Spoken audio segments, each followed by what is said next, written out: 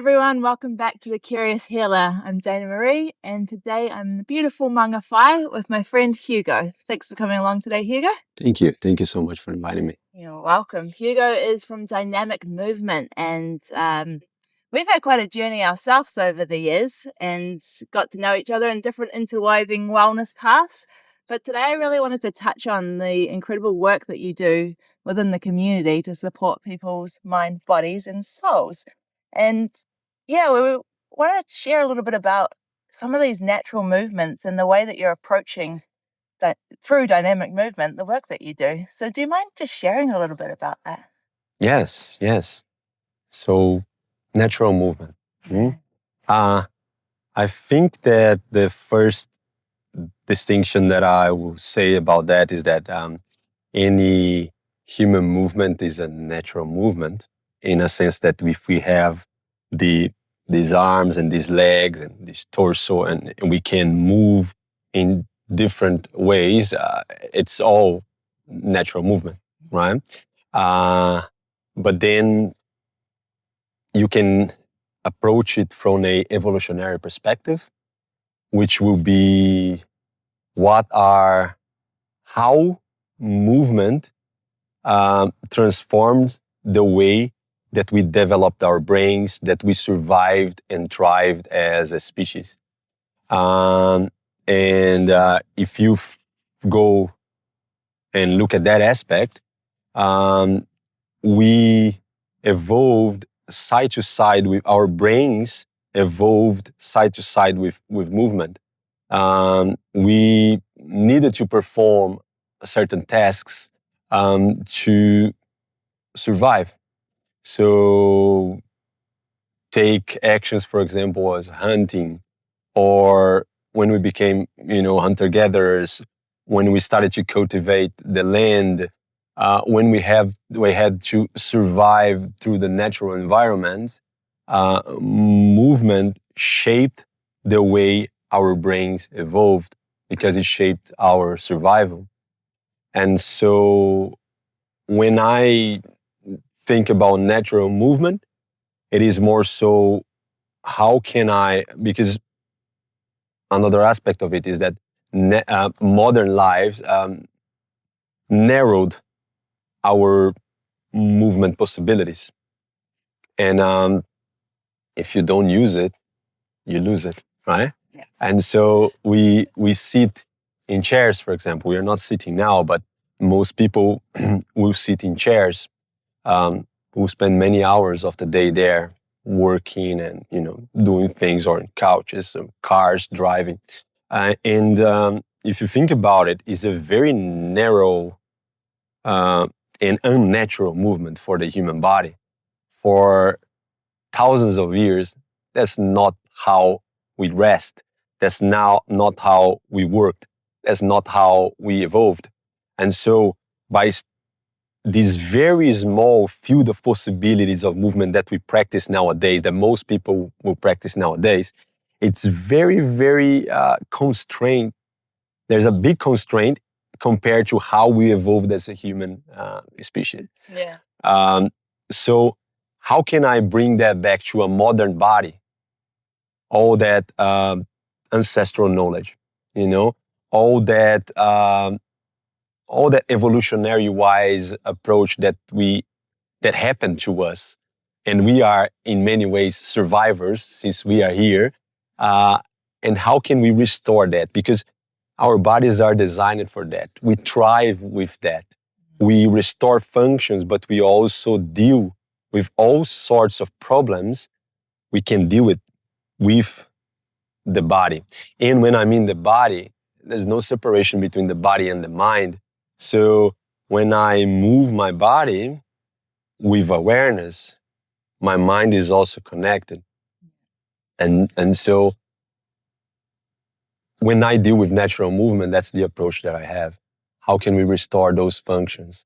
What are the possibilities? What is it that you haven't, for example, done maybe in many years, and your body got locked into a certain position? How can we unlock there? How can we give you different possibilities so you can thrive? So that is one of the approaches. And with natural movement, that's the main approach. Yeah, we have the barefoot approach that you told me, that you asked me before, and Yeah, I want to touch on that because I mean, I love what you're saying there, Hugo, because what we're looking at is more than just a way of moving. It's actually some of the systematic things that have kind of kept us into a smaller potential of what we're doing each and every day. And you're looking at not just sort of the couch, the laptop, and these kind of movements that show a repetition on any one muscle, right? But you're also within that, our linear, our history, and the potentiality. The more that we can actually move and flow, it actually opens the mind, creativity, and so many other things, doesn't it? So yes. before we get into the barefoot space, I just want to stick with that for a second because it's just such a incredible philosophy that we haven't. We are learning. But we're so much into that. Is that what you're finding? Like you're finding, you know, through the work over the last 15 or so years that you've been doing, is that there's a lot of examples of people just having sort of that same, not same, but the overuse of certain muscles because they're comfortable in their own way or an approach of being, and then it's missing out potential of other things in that space? Yes. When you talk overuse, for example, we can be, for example, many injuries are caused by the overuse of certain structures in our body. Many problems are also caused by that. Calcification of the joints, wear and tear through the body structures, and even a lack of freedom in the mind can come out of that. Once you open up the possibilities for the body, you open up the possibilities for the mind, you open up the possibilities for change, you open up the possibilities for healing. And for example, overuse of the joints, what you mentioned, is a specialist disease. It's a problem that it happened because certain repeated motions, they happen over and over again, and our body is not designed for that. Our body is designed for diversity, and especially when you're talking about longevity. What I learned with one of my teachers is that the secret, movement-wise, the secret of longevity is in diversity. We move the body in the same ways over and over again. Take an athlete, for example. There are very specific injuries that often happen in specific sports. Tennis elbow, or, you know, golfer elbow, or, you know, problems in the shoulders of surfers. You name it, right? Knee problem if you play football or if you run, you know, spinal problems. But this is because our bodies are designed for movement, not necessarily for sport, for a specific sport. We are not designed to be specialists. We are designed to be generalists. And that's how our body thrives. So then, for example, you take someone who have an overuse injury, you want them, and they want to get back and being able to do whatever is that they like to do, you know, the sport that they practice, or, you know, the hobby that they do, etc., or even recover the capacity of walking, for example, right? But you have to consider that you can do that and you can recover that, but you need much more. The possibilities are much bigger, and when you give your body a break, say you're not doing the same thing over and over again, your body are exploring all these other possibilities, and at the same time, your body is recovering from the overuse of the joints. Yeah. You know, so there is two ways that you can go about, you know, when you talk about problems that occur because of overuse of the certain structures. And one of them, you work with exactly the same thing that caused the problem in minor degrees, you know, progressively. And another thing is that you give the body endless possibilities that they can go about it, that they don't necessarily have to do the same thing. So a lot of times when I get someone, oh, I can't play tennis anymore, and then the first thing if it's a professional athlete, I know it's your job and you're gonna have to be doing that again. Okay, let's get you to do that again. But in many cases, it's like, oh yeah, I can play tennis again. But I also, during this process, I found out so many other things that bring me joy, because my body has capability of doing it. That I play tennis sometimes, Yeah. but I don't do just that anymore. So it's a shift in the mindset, in the lifestyle, in the way that you approach, your life. It's awesome because I'm just reflecting there when you're talking about my own personal journey, and sometimes we get a little bit comfortable in staying in to what we're good at, or something like that. And so, for example, for me with water polo, I had the strong shoulders, I had the core, but I quite often dismissed the legs. And because that was something I was better at, I leaned in further and further to that, which kind of created a divide in my balance within my body. And so not only is it the fact that we're overusing repetitively some things, it's also that mindset around what we're good at and what we're not good at. And so, like, for example, your sport of tennis, not your sport, the example of tennis Yeah. is, something that's all you've ever known. And then all of a sudden something's prevented you from doing that. You've got this diversity and this ability to explore. I remember the first session I had with you. It was very much about the legs, the calf restrictions, the hips, the mobility, and it's quite interesting because what you said at the start, when we don't use it, it goes away, right? Like Yes. you lose it. Well, you don't lose it, but it seizes or something, or there's just not that activation with it. So I find it really fascinating what you're saying, because there's so many different components to our body's always adapting and changing and morphing, right? Yes. But we also restrict it by our own mindset around this. Yes, yes.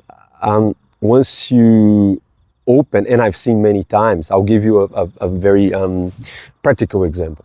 I saw this man in his early 60s. He works with trucks. So he's a truck mechanic, working with the, heavy machinery, obviously repetitive motions through his life, and, heavy type of work physically. And he told me he was thinking about retiring when I first met him. I'm getting too old for this. And it's not that I cannot do, but I lost the joy about it because my body hurts. There's certain limitations. It's like going through the day is a drag, you know. And then after working for a while, it was beautiful what I heard back from him is that he came back a few months after, and then he said, you know what, I decided I'm not going to retire now. I'm going to keep doing that for longer, because it's something that he enjoys doing it. Yeah. He thrives on it, but his body was limiting the capacities of of whatever he could do, and that was taking him the joy of doing it. So he thought about retiring.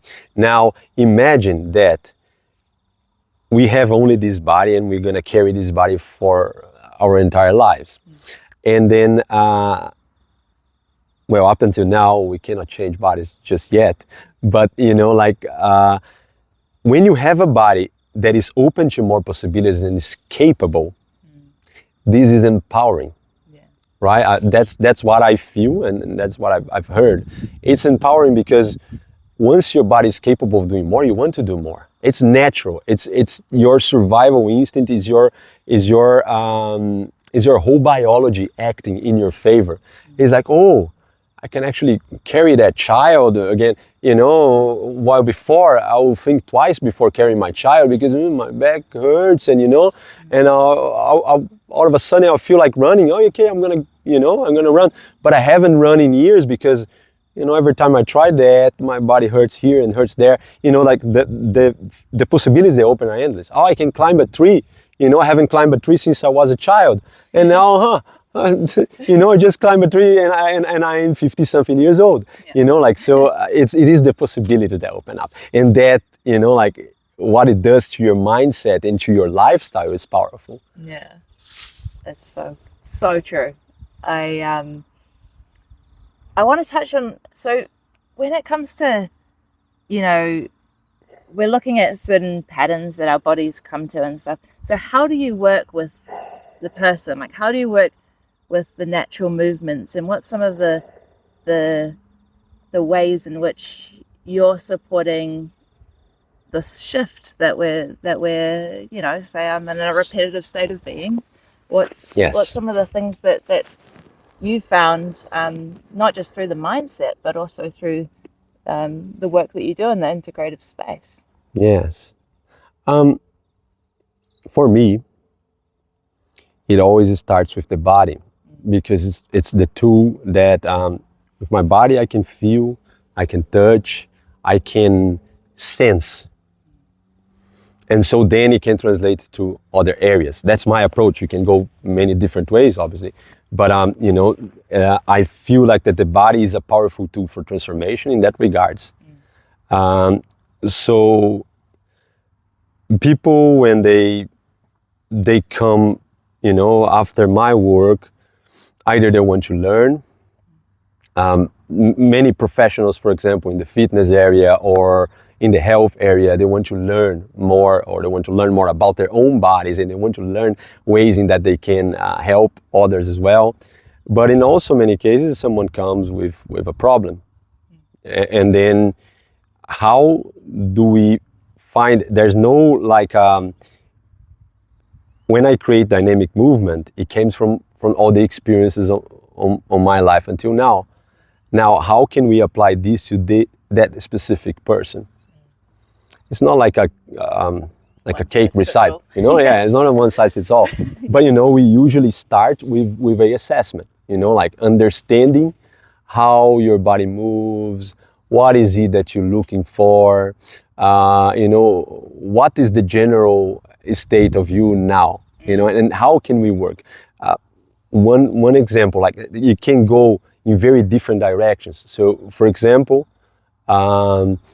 at the moment, there is a man that I'm helping, and he lost the capacity to walk. So he suffered an accident and broke some vertebrae of his neck, and he can't walk anymore. So he was a very active person, young, 30-something years, cannot do what he loves. Now, there's the mental aspect of it. When something like that happens, your life shifts drastically. And then, how can we restore these basic functions? And then, what is it that you want this function? This is a very drastic case, because it's very clear that you want to be able to walk again. Yeah. You want to be able to not need a carer 24/7. You want to be able to get up and go to the toilet or take a shower by yourself. So then everything is taken away from you just like that, right? And the steps to get there, it's like it's coming back. It's not like I get an athlete and I need you to perform better. It's the other side of it. But at the same time, that is the other side of it is all human movement. So if I improve the way I move, I can perform better, but I can also restore functions. Yeah. And then, for example, this person, he is now walking. I've been working with him for almost 2 years now. And at first, he couldn't sit. So what do you do with someone who can't sit, who can't move their arms? How do we start there? Yeah. They're very basic things. Now, the other day, not so long ago, a couple of weeks ago, we played football. He's standing, he's holding onto something, but he can move his legs. He can walk by himself. He doesn't need a carer 24/7 anymore. So it's these things like, and during this whole process, his mind was affected, obviously. And now I can see how much is in a much better place. Yeah. Because it gives you back the independence that we talked about. Now, this is a very drastic case, but it can be applied to even the small type of problems, Yeah. So, yeah, I think that's how movement, one of the examples of how movement can help you and can change your life. And sometimes it's something very simple. I don't notice, but I have this pain in my back, and I have this pain in my back for many years. Well, I live with it, I take some drugs. Sometimes if I feel that the pain is too much, I just go on about my life, but there might be a point in which I lose little by little the joy of life, or I limit myself so much because of that I didn't even notice. Yeah. One day it comes to me and it's like, oh, I need to solve this because it's just been too much now. But how long this been affecting you? Years, and is in the back of your mind. Chronic pain, for example, always stays in the back of your mind, or your actions are in some way or another influenced by that. Your humor, the way you interact with your family and friends, and the way you work, the way you see life. And then imagine that it's not all of a sudden, it's never all of a sudden, but imagine that at some point, oh yeah, I don't have that anymore. What is the change there, And then you witness how life changes. And then I noticed, yeah, it's movement. Yeah, that's the first approach. That's the way we start. That's the way that you can connect to it. But the consequences of that are much bigger. Yeah. It is life. So in that sense, movement is life. That's how I see it. 100%. And it's amazing because it's not, there's so many intricacies. What's the word? Intricacity? No. Intricacies. Well, I'm not the English speaker. You are the English speaker. Within the human existence and within the body, right? And what you're doing is you're unlocking the potential of movement within that space. Really, really cool what you're doing. And I want to touch on that because it's not like going to the gym. Like the practice is very different. It's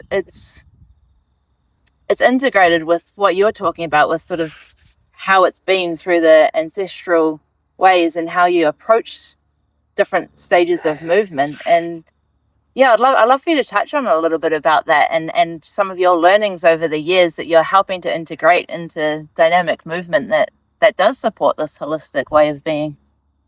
Yes. Maybe my beginnings. Okay, so how I came to that realization, right? So say, for example, I think that when I was 17 years old, before that I always practiced different sports, and you see things in an isolated way. Oh yeah, you practice martial arts, and then that's something that you do. You swim, you play football, etc. And then you see that as a sport. You see that as a performance thing, and then over time, when I was 17 years old, actually, I started to go to the gym.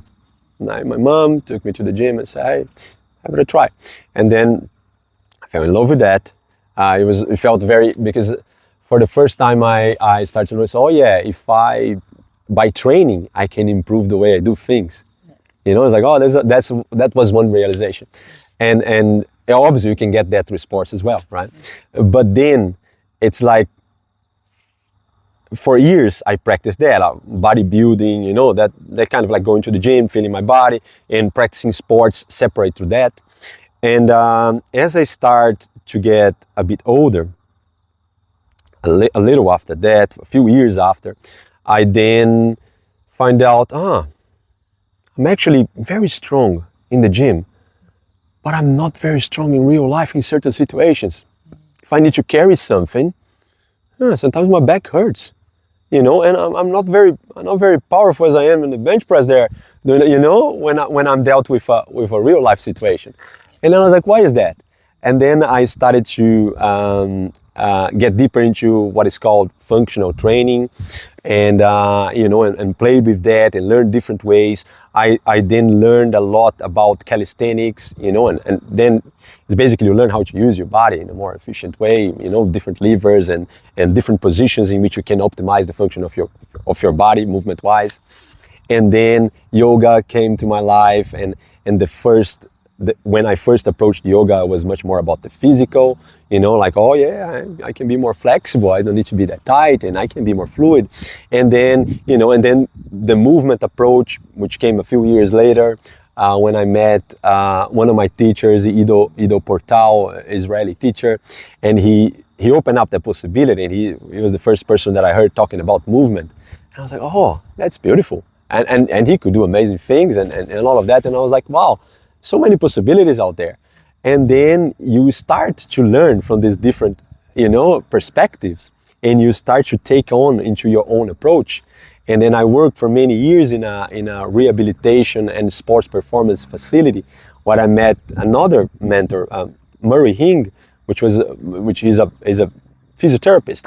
And then I learned a lot about, oh yeah, how can you get, now I'm used to that kind of performance where I've been practicing this for years, and everything you get into a level where you don't think about, like someone who can't walk, for example.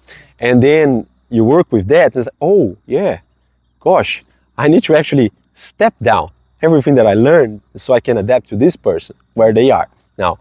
And then the realization came, yeah, rehabilitation and sports performance, for example, they're all movement. Once you improve the capacity of someone to move, they can rehabilitate their bodies. They can perform better in a certain sport. But more than that, with the movement approach, you open different possibilities. So yeah, and then all these things started to came about, and and then that's the work I've been developing through the years, which has been, I don't know, probably more than 20 years now, 18 years or something like that. Yeah. Yeah. I love that. It's such a, it's like life, right? There's always a journey and evolution and growth along the way. And you start with one thing, and then you've got like the building blocks and the foundations that now creates such an awesome offering, because you've gone through all the different ranges and dynamics within movement that you can bring it into a really amazing space to support people. It's really cool. I've recently, I just wanted to touch on to that because I think it's a very important topic as well. So recently, I met some amazing people, and we started to do some work together. And they are they're scientists, so they are doctors in biology, and so their approach is a scientific approach. And I started to learn, oh, okay, now there's this possibility as well. And with that is an even more holistic approach, So because you can, what I decided to work with is movement, because I can live my whole life and I will never learn enough about it. Yeah. You learn it every day. But now when I get all these other possibilities and all these other amazing professionals that can work together as a team, you can even achieve a more holistic, I work with many body workers, for example, and then you can achieve a even more holistic and effective way of going about, these things. And we're doing now a course.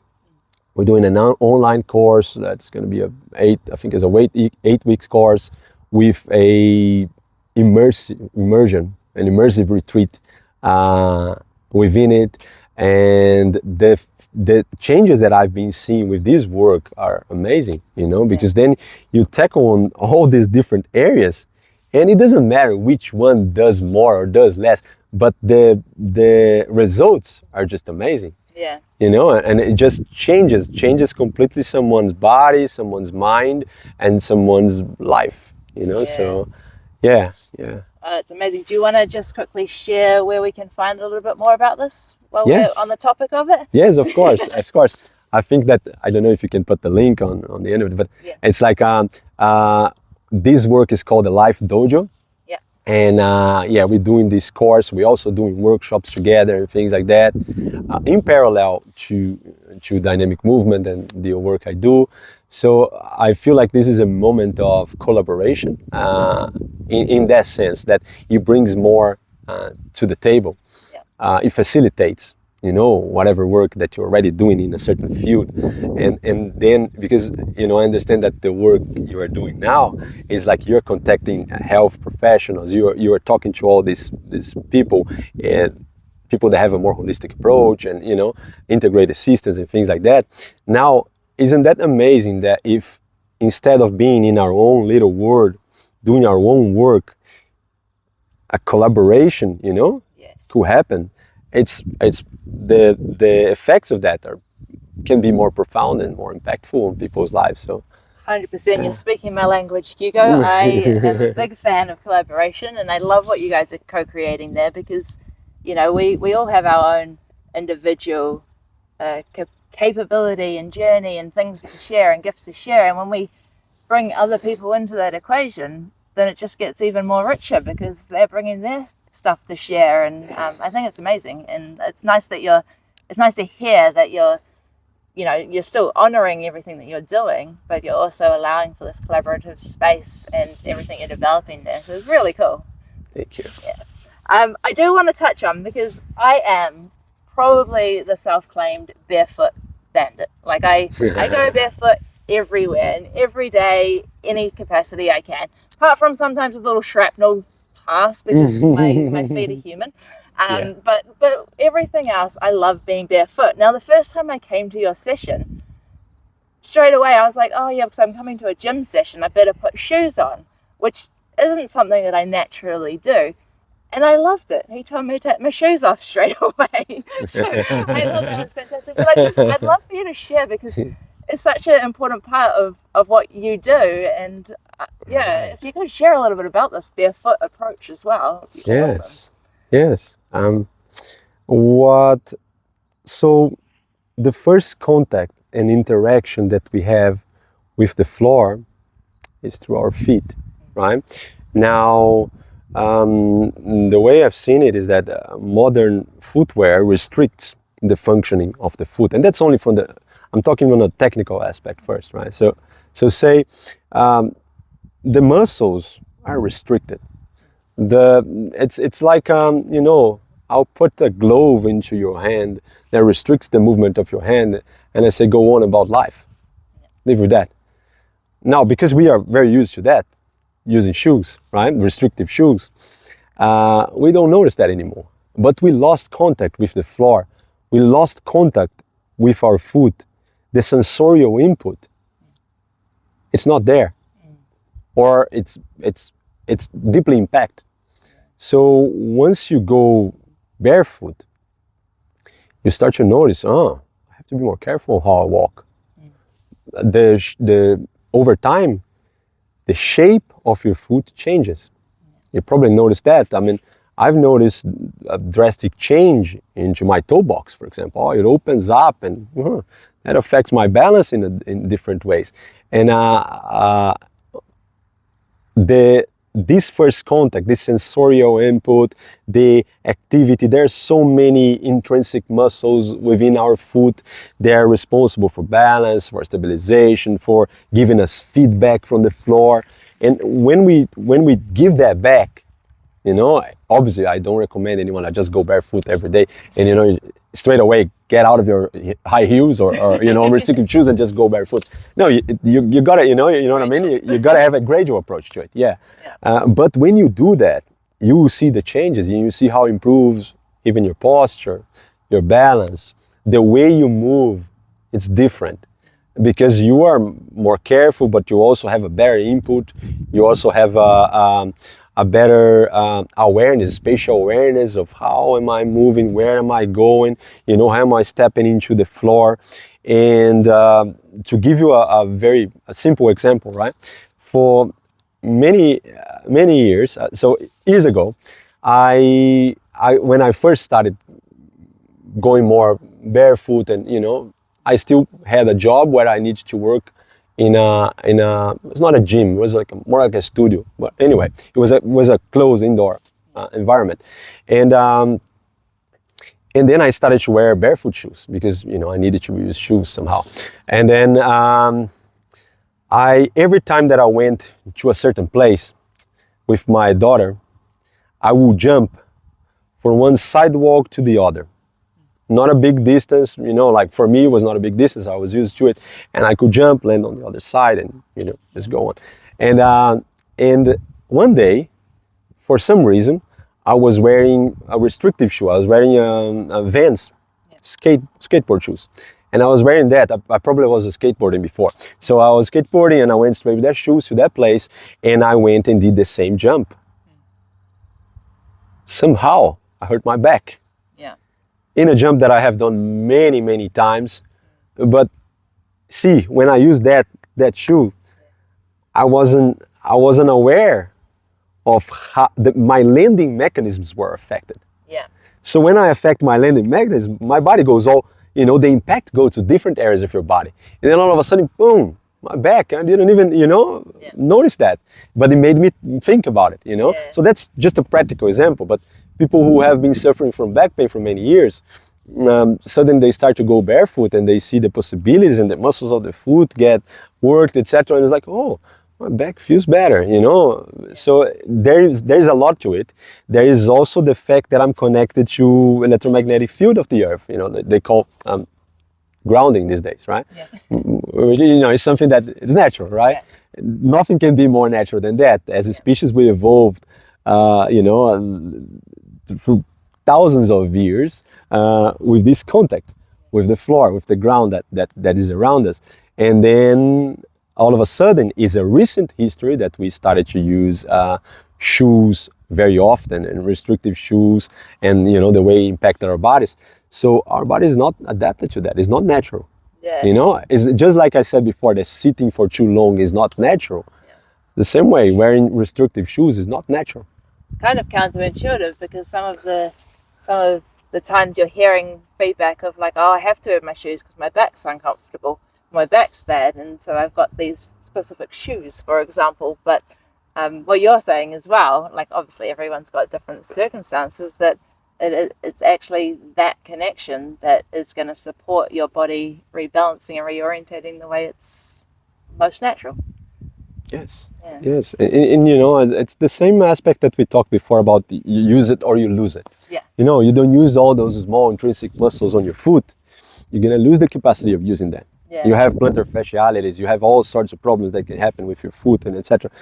Well, because they are very restricted, they're not used. Yeah. You know, it's like, yeah, I'll put you on a straitjacket and say, hey, go on about life.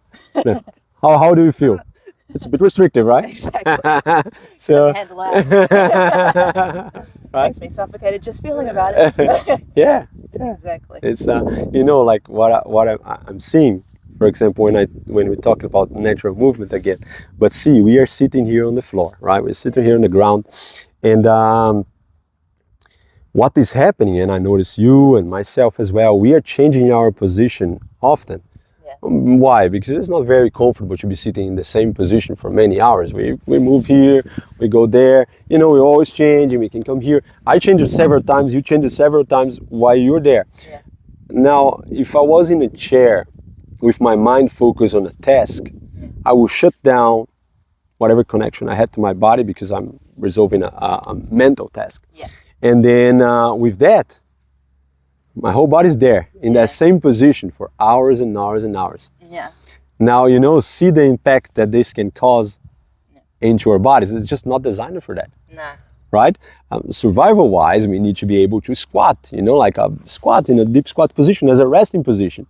Why? One, it's that this is something that allows us to be in contact with the floor, to do things in a lower surface, but also it gets us ready to react.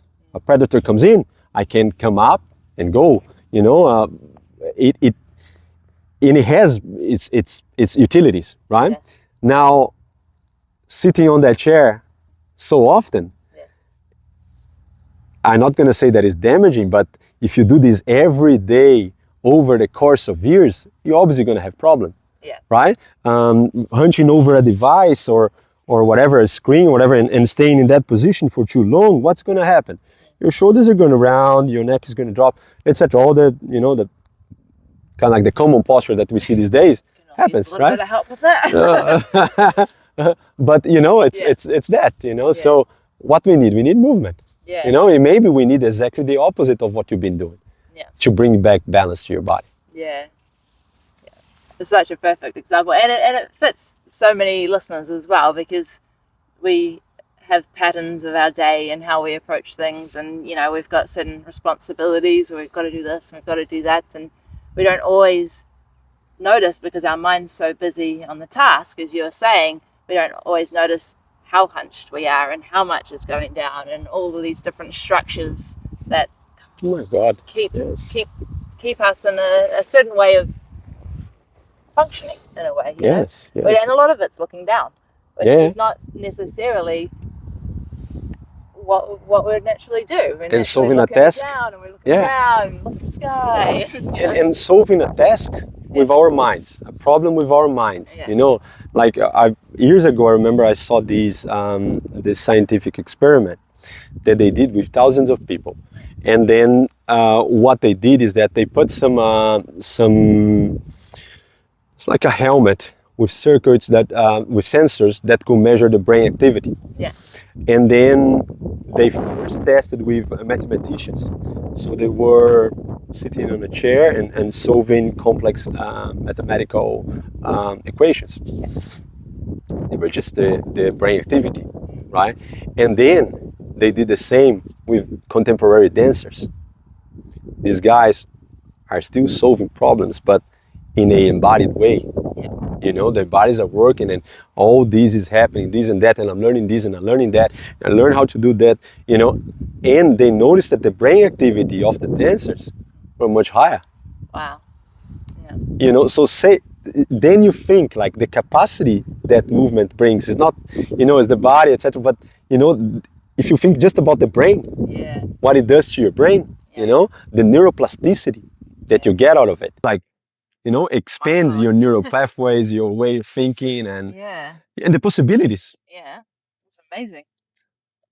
It makes so much sense, but I have not heard it described in that way. It's just like, because so often we're separating our mind and our body and putting these physical, you know, you focus on one thing at a time and then the next thing, but naturally it's all one. And, you know, the more difference and variations that we have in movement, we have in life and we have in what we're creating. And yeah, it's really cool what you've created there. That's, yeah, have to sign up next time. Love it. Good time. Anyway, thank you so much for your time today, Hugo. It's been such an awesome, like, we've got so many insights from you, and it's a nice reminder to us all about, you know, connecting through our feet, through our sensory outputs, through all of our ability to move, and our history, our ancestral history of how we move in such diverse ways, and how that creates, you know, the variety in our brain and our mind, and the limitless possibility that has through that space. So yeah, it's been really invaluable. I appreciate you taking the time today. Thank you. Thank you so much, Dana. Thank you for the work you do. I think it's a very important work, and there's so many potential to change our community. And please keep doing that. We need more people like you in this world. Well, thank you. Thank you. And just while we have you, how do we find you? So we've got Dynamic Movement. We find you on social medias? Yes, you can find me on social medias. If you look for Dynamic Movement New Zealand, you see me on all social medias. And also, I guess we can put a link on the description of the video. And then, if you want to know more about my work, most of the work I do is actually online. So I work with people from different parts of the world. And and it's a pleasure. I feel like that one of my strongest purposes in life is to serve. And, being able to do that through what I do, it's a blessing, So I'd love to connect to anyone who needs help and is looking for a different way of looking at things, or even wanting to learn more, or is just curious about it, or have a problem that maybe I could be of some help. That would be amazing. Yeah, that's fantastic, and it's great to see that online diversity as well, because that means it's accessible to everybody. Don't have to be a Mangawhai to have the amazing influence and inspirations of Hugo. So thank you so much.